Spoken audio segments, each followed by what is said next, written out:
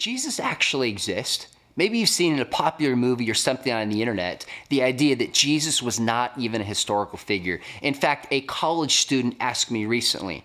He said, how do we know the story of Jesus is any different than the story of Dr. Seuss, that it wasn't just made up? Well, this is a fair question.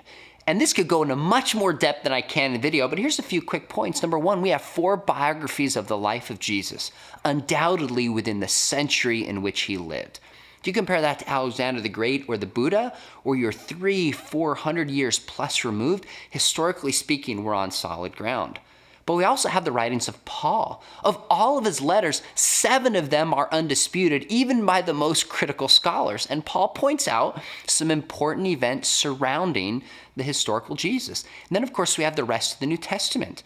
But then you go outside of the New Testament, you have writings of the early church fathers, the generation after the apostles, like Clement of Rome, the end of the 1st century. You have writers like Ignatius, Irenaeus into the 2nd century. The consistent testimony, as early as we can get, is that Jesus was a historical figure, written within the time in which there were still eyewitnesses that he lived.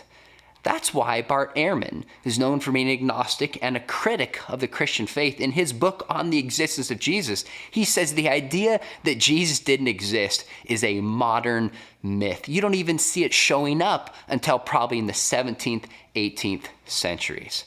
Friends, there is no good reason to doubt the existence of Jesus. We even have Jewish writers, such as Josephus in the end of the 1st century, and then in the early 2nd century, Roman writers like Tacitus. Jesus was a historical figure.